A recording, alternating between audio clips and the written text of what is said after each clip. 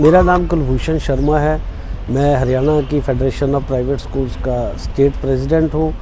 एक budget school चलाता हूँ अम्बाला हरियाणा में, और नीसा जो अलायंस है 65,000 स्कूलों का, 52 स्टेट एसोसिएशंस का, 23 राज्यों में जिनका संगठन है, उसका राष्ट्रीय अध्यक्ष हूँ।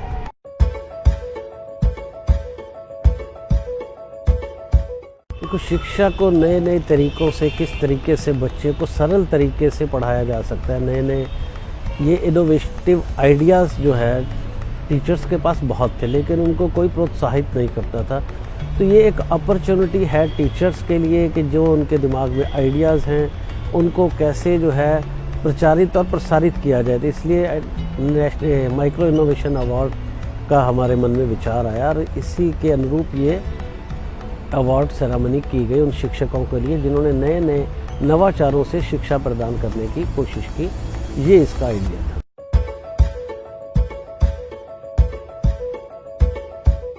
देखिए, बजट प्राइवेट स्कूल्स के पास अपॉर्चुनिटी बहुत कम होती हैं, और ये कम्युनिटी के स्कूल हैं जो लोग चॉइस पे विश्वास रखते हैं, या उनको लगता है कि जहाँ पर सरकारी स्कूल अच्छा परफॉर्म नहीं करते। इसका मेरा मतलब ये नहीं कि सरकारी स्कूल अच्छा परफॉर्म नहीं करते। अभी माइक्रो इनोवेशन में जो वर्ल्ड में अवार्ड है वो सरकारी टीचर को मिला है। बजट प्राइवेट स्कूल भी जो तीसरा सबसे महत्वपूर्ण अंग इसमें निभा रहे हैं, तो उन्होंने ये साबित किया कि हम भी शिक्षा के क्षेत्र में अच्छा काम कर रहे हैं। ये सिर्फ आपकी बपौती नहीं, हम भी शिक्षा दे सकते हैं। तो इसलिए हमने जिनको इग्नोर किया जाता था, जिनके पास अपॉर्चुनिटीज़ नहीं थी, तो हमने सोचा उनके लिए काम किया जाए, क्योंकि सरकारी स्कूल से बहुत सारे NGOs काम करते हैं, बहुत सारे कंपनीज अपने CSR एक्टिविटीज़ के तहत काम करते हैं, लेकिन यहाँ पर जो है किसी का भी ध्यान नहीं था। इसलिए नीसा ने इनको चुना कि जहाँ पर कोई नहीं कर रहा तो वहाँ पर भी बच्चे का हक है, उसको क्वालिटी एजुकेशन मिले, नए नए इनिशिएटिव उसके पास पहुँचे, नए नए इनोवेशंस उसके पास पहुँचे। इसलिए हमने इस सेक्टर को, जिसको कहीं से सपोर्ट नहीं थी, इसको हमने सेलेक्ट किया। मैं डॉक्टर दिलीप मोदी, नीसा प्रभारी, राजस्थान। हमारे देश में सबसे बड़ा जो वर्ग है वो मिडिल क्लास का है, और मिडिल क्लास की कुछ अपनी सीमाएं होती है, अपने कुछ वर्जनाएं होती है, और अपनी कुछ चॉइसेस होती है। मिडिल क्लास एक वो क्लास है जो फ्री के स्कूल में भी नहीं जाना चाहता, और जो एलिट स्कूल, जो बड़े नामी गिरामी और बहुत बड़े स्कूल्स है, उसमें वो जा नहीं सकता। तो उनके लिए चॉइस बचता है सिर्फ बजट स्कूल। बजट स्कूल हम उनको कहते हैं जो अफोर्डेबल है, जो अपने बजट के हिसाब से चूज़ कर सकता है। और आज अपने देश में हर बजट के स्कूल्स अवेलेबल हैं। जिसको 100 रुपये का बजट है उसके लिए 100 रुपये का स्कूल भी है, 500 के बजट के लिए 500 का, 1000 के बजट के लिए 1000 का स्कूल भी है। तो अपनी चॉइस के स्कूल में पेरेंट जा सकता है, और उसे ऐसा लगता है कि मैं अपनी पसंद से जा रहा हूँ, अपने जो मेरा पॉकेट कर सकता है उसके हिसाब से मैं जा रहा हूँ। तो बजट स्कूल्स का अपना एक बहुत बड़ा रोल है इंडिया में, और इसने एक बहुत बड़ा गैप को ब्रिज किया है।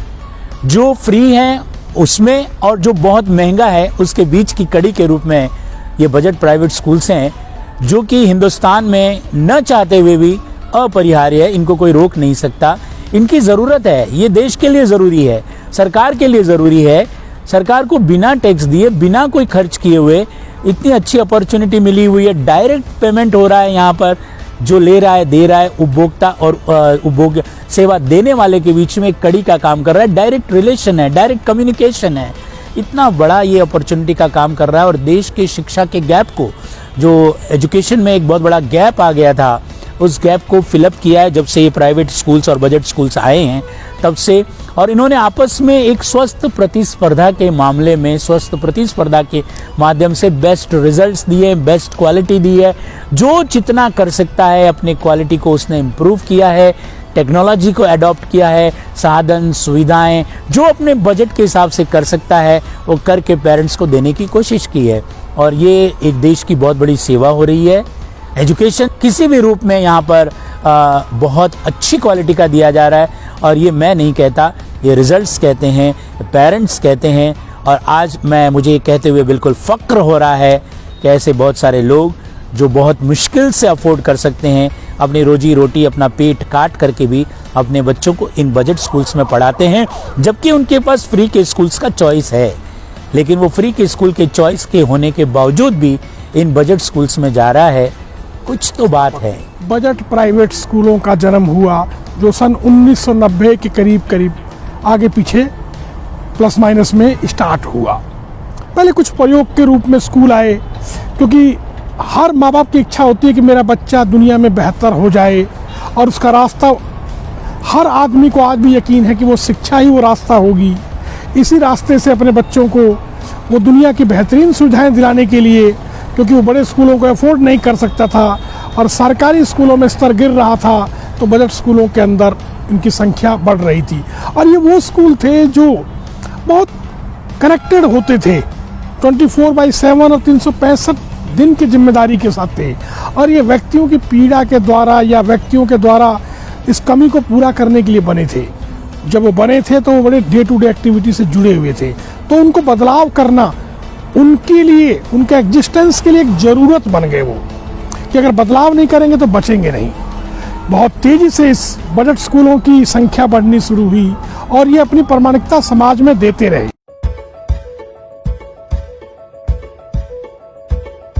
मैंने 42 इनोवेशन करे। अब ये 42 इनोवेशन थे क्या? ये चाइल्ड सेंट्रिक थे, ये टीचिंग सेंट्रिक थे, ये इस बात को इंश्योर करते थे कि लर्निंग आउटकम किसी भी परिस्थिति में हो, किसी भी स्थिति में हो, हमेशा कल से बेहतर निकले। जो आज था वो कल से बेहतर हो और आने वाला कल इससे भी बेहतर हो।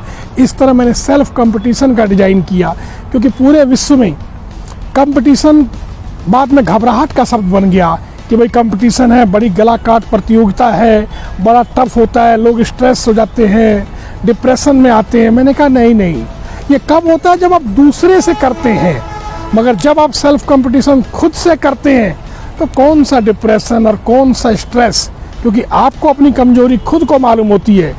सो मैंने अपने स्कूल में सेल्फ कंपटीशन पे बच्चों को समझाया, यकीन मानिए आदमी इस्टेब्लिश करना है, ना कि कंपटीशन इस्टेब्लिश करना है। भूतकाल में जो कुछ हुआ उसकी समीक्षा करी, वर्तमान का मूल्यांकन करा और भविष्य की योजना बनाई। और एकेडमिक्स, दोस्तों सबसे बड़ी हमने इनोवेशन पे क्या काम किया कि एकेडमिक्स, जो एकेडमिक के सब्जेक्ट हैं, ये सब्जेक्ट डेस्टिनेशन नहीं है। These subjects are tool to know the destination. इन चीज़ों से हम एग्जिस्टेंस को समझें, एग्जिस्टेंस से को एग्जिस्टेंस को समझें, और इनको समझने के बाद संबंध, व्यवस्था और सह-अस्तित्व को समझें, दुनिया जीने लायक हो जाती है। और एजुकेशन, सच बताऊं, आनंदशाला स्कूल हो जाता है और शिक्षा आनंदमयी हो जाती है। आज अंबाला के किंगफिशर होटल में हमें यह अवार्ड प्राप्त हुआ है, जो कि सभी स्कूल के स्टाफ, अभिभावक और बच्चों की दुआओं से है, और मैं उन सभी का आभारी हूं, जिनकी वजह से ताकत हमारे अंदर रहती है और हम दिन प्रतिदिन आगे बढ़ रहे हैं। सन 2020 के अंतिम दिन ये खुशी का माहौल हमें मिला है। ये साल बड़ा नीरस रहा, लेकिन एक जान और एक रस हमें दोबारा से इस अवार्ड से मिला है। Hi, this is Bhavna Chibbar from St. Joseph School, Ambala City, and today I'm very happy that I got this award from NISA. And NISA, I guess it's really a great platform which is providing all the schools not within the India and I think outside India also, and giving a great platform to the teachers to show their potential. We all know that teachers definitely sometimes they are not knowing about their hidden talents. So this platform provided by the NISA is providing, telling the teachers, and they can show their potential to the whole world, that what innovative ideas actually they are having. And if I'll talk about the innovative things for which our school got this prize, that is through like our teachers, they explain the epic through the puppet shows, and it was really wonderful for the kindergarten children. They enjoyed like anything by seeing the puppets which was actually performed by the teachers itself. And teachers, while sitting at home, through the fresh vegetables they try to show, they try to make children learn by showing the fresh vegetables and by telling them the nutrients which are present in the vegetables. So this was really a great effort which I think while in school teachers sometimes they are not able to tell to the students, but during this pandemic I think it was blessing in disguise. We tried to celebrate all the festivals through online platform. Like our children, they even celebrated Independence Day, Halloween Day, that Raksha Bandhan, Diwali, everything through the online platform. Our students, they celebrated, and in a week we always try that we should have some games with the children, so that education through online should not become monotonous. So to bring new things to the education, we tried our best, and NISA definitely it gave us boost, so that we come up with the more potential, with the more efforts, so that we can come forward. So thank you so much. वैसे तो इस pandemic ने बहुत कुछ सीखने का मौका दिया, लेकिन एक जो ऑनलाइन प्लेटफॉर्म और नई टेक्नोलॉजी इनोवेशन के लिए मौका दिया इसने हम सबको, और हमारे टीचर्स ने, हमने बहुत सारी नई चीज़ें ऑनलाइन को लेकर के सीखी है।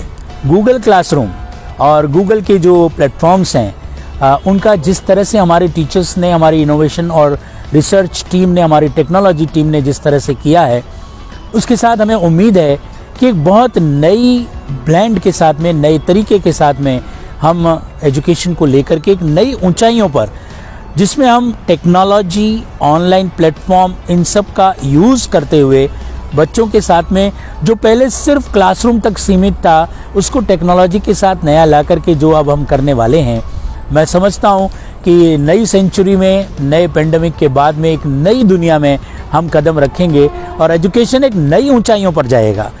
तो मुसीबतों से सीखना हम सबका काम है, और ऐसे में हम नया कुछ लेकर के आएंगे, इनोवेशन के साथ में बहुत कुछ करेंगे।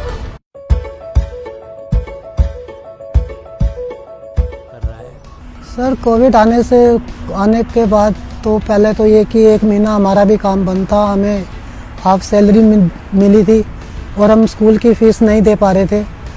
तो अब जब से काम चला है तो हम थोड़ा थोड़ा करके फ़ीस दे रहे हैं स्कूल की, और हमारे पास कोई ये एंड्रॉयड मोबाइल भी नहीं था, जिसको भी हमने 3-4 महीने बाद ही ले पाए हैं। पहले वो अपने ताऊ के पास जाती थी, मतलब मोबाइल से काम करने के लिए, तो वो कई बार घर पे नहीं हो पाते थे, तो पढ़ाई में काफ़ी नुकसान होता था उस समय। Miss Dia, I am from Ready Middle School, Chandrapuri, Ambala cantt. In a class मतलब हमें हमारे सारे डाउट्स क्लियर हो पाते थे, बट अब ऑनलाइन क्लासेस में कुछ प्रॉब्लम्स आती है, टेक्नोलॉजी प्रॉब्लम आती है, जिस वजह से हमारे डाउट्स क्लियर नहीं हो पाते। अभी ये जो नेशनल पेंडेमिक का कोरोना का आया, इसने बहुत सारे भ्रम तोड़ दिए हम सभी के। बहुत बड़ा लर्निंग अपॉर्चुनिटी हमें मिला है, जिसे हम बच्चों के लिए लर्निंग लॉस समझते हैं, वो बहुत सारी लर्निंग अपॉर्चुनिटी का मौके हमें सबको दे गया। बहुत सारे समस्याओं का, चैलेंजेस का सामना हम सब ने किया है, और इन चैलेंजेस में बहुत सारे लोग इन चैलेंजेस को फेस नहीं कर पाए। हमारे राजस्थान में बहुत सारे लोगों ने, जो स्कूल संचालक थे, उन्होंने सुसाइड कर लिया, कई लोगों ने जॉब्स चेंज कर दी, कई लोग नरेगा में लग गए, कोई रेडी लगा रहा है, कोई सिक्योरिटी का जॉब कर रहा है।